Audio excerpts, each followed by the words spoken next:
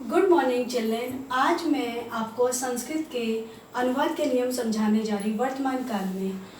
इससे पहले मैंने हिंदी का जो है आपको संज्ञा का चैप्टर पढ़ाया था, तो संज्ञा की परिभाषा और भेद। आज मैं आपको संस्कृत के नियम अनुवाद जो है मैं सिर्फ आज आपको थर्ड पर्सन में समझाने जा रही हूँ।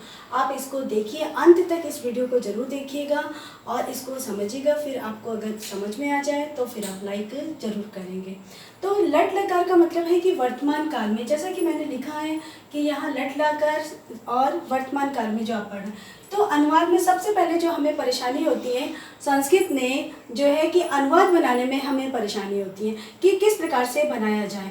जिस प्रकार से हिंदी में भी आपके जो है प्रथम पुरुष, मध्यम पुरुष और उत्तम पुरुष होते हैं, उसी प्रकार से इंग्लिश में भी फर्स्ट पर्सन, सेकंड पर्सन और थर्ड पर्सन।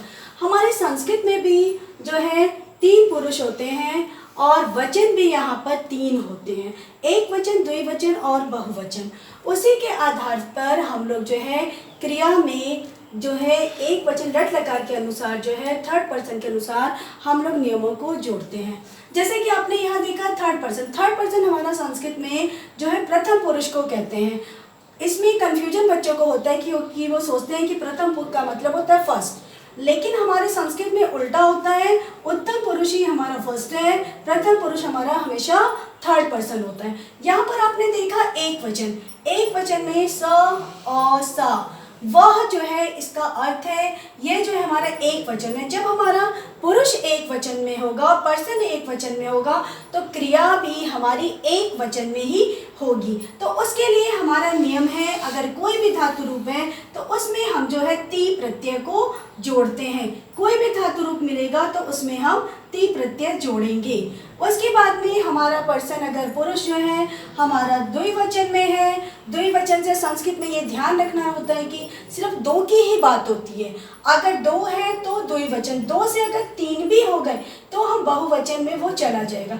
इसलिए उसका तव जो वर्ड है ये हमारा पुल्लिंग के लिए प्रयोग करता है। ये ते जो है हमारा द्विवचन, ये हमारा स्त्रीलिंग के लिए प्रयोग होता है। इसमें कंफ्यूजन हो जाता है क्योंकि ते हमारा बहुवचन में भी है, लेकिन ते बहुवचन में हमारा जो होता है वो पुल्लिंग में होता है। तो इसका अर्थ है वे दोनों 2 के बारे में ही बात होगी। तो वहां पर हम धातु क्रिया में जो भी धातु जो वर्ब मिलेगा, जो मूल धातु, उसमें ताहा प्रत्यय जोड़ करके हम उस क्रिया को बनाते हैं। बहुवचन में हमारे जो है 2 से अधिक होते हैं। जब हमारे 2 से अधिक होंगे तब हमारा ये क्रिया ते और ताहा का प्रयोग करते हैं। ते मीन्स वेसव, ताहा मीन्स वेसव।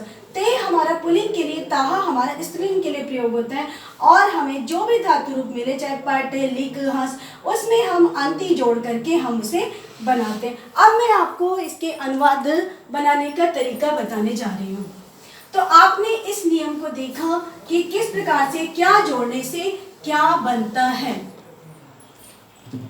अब आपने देखा कि पठ प्लस ताहा, ये हमारा हो गया पठता। तो आपने क्या पढ़ा था अभी कि एक वचन है अगर हमारा पुरुष, तो वहां पर हमें ताहा प्रत्यय जोड़ना है। और आपने यहाँ पे ध्यान देना है कि एक वचन में है, द्विवचन में है या बहुवचन में। अगर द्विवचन में है तो आप जो है पट प्लस ताहा पठता, पट प्लस ती पठती,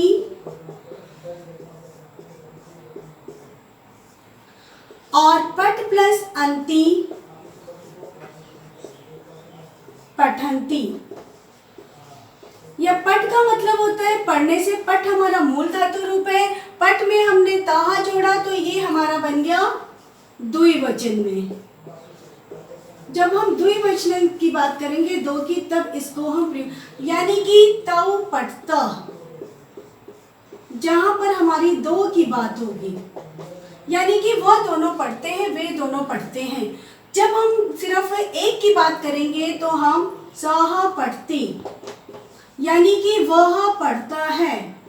जब हम एक की बात करते हैं तो वह पढ़ता है तो सह, अगर यहीं पर अगर कोई लड़की अगर होगी तो वहां पर सा पढ़ती, वो हम जैसे बोलेंगे वह पढ़ती है। यहाँ पर संस्कृत में जो है क्रिया पुल्लिंग हो या स्त्रीलिंग हो, क्रिया पर धातु रूप पर कोई परिवर्तन नहीं होता। लिंग के अनुसार कोई परिवर्तन नहीं किया जाता है। सिर्फ हमारा जो है पुरुष ही चेंज हो सकता है, लेकिन क्रिया हमारी समान होती है। पठ पठन्ति पठन्ति यहाँ पर बहुवचन है अधिक के लिए, जैसे ते पठन्ति वे सब पढ़ते हैं। तो ते जो है हमारा किसके लिए, पुल्लिंग के लिए। ताहा पठन्ति वे सब पढ़ती हैं, वे सब पढ़ती हैं, तो ये क्या है, स्त्रीलिंग के लिए। इसी प्रकार से और भी बहुत सारे धातु रूप मिलेंगे आपको, जैसे कि धाव, लेख, हास्य। इसी प्रकार से बहुत सारे धातु रूप हमें मिलते हैं जिसको कि हम प्रयोग करते हैं। जैसे अगर इसकी जगह हमें कहा गया कि आप अनुवाद करिए और हमें कहा गया वह दौड़ता है, इसको हमें बनाने के लिए कहा गया वह दौड़ता है। इसका संस्कृत में अनुवाद करिए तो वह का आपको पता है सह। दौड़ता है से आपको पता चल गया कि ये जो है कौन सा लिंग है, पुल्लिंग में है, तो इसलिए। और इसकी सिर्फ आपको धातु रूप पता होना चाहिए कि दौड़ता का संस्कृत वर्ड मूल धातु रूप क्या है। मूल धातु रूप धाव, और दौड़ता ये क्या है, कौन सा पुरुष है, पुरुष में ये कौन सा वचन है, एक वचन, तो ये हो गया ती, हमने जोड़ा प्रत्यय, तो स धावती, वह दौड़ता है। ये हमारा अनुवाद हो गया। इसी प्रकार से वे दोनों दौड़ते हैं, सिर्फ मैं अभी धाव में आपको बता रही हूँ, तो क्या हो गया, तौ धावता, वे दोनों दौड़ते हैं। फिर वे सब दौड़ते हैं, ते धावंती।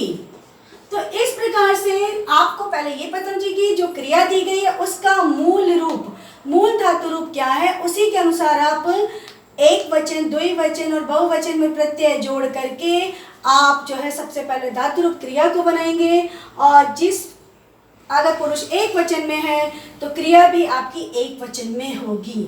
तो इसको ध्यान देते हुए मैं सिर्फ आपको अनुवाद के थर्ड पर्सन प्रथम पुरुष के नियम को समझा रही हूँ। आशा करती हूँ कि आपको ये समझ में आ गया होगा। अगर कोई डाउट है, कोई प्रॉब्लम है तो आप कमेंट बॉक्स में लिखिएगा, और जिसको कि मैं आपको फिर से समझा दूंगी। और जो अगर आपको वीडियो पसंद आए तो इसको आप लाइक करिए, शेयर करिए, सब्सक्राइब करिए। और इस तरह से मैं आपको अनुवाद के सारे नियम समझाऊंगी और संस्कृत के जितने भी, इसी तरह मैं वीडियो नए नए आपको देती रहूँगी जो आपके पढ़ने में आपकी हेल्प करेंगे।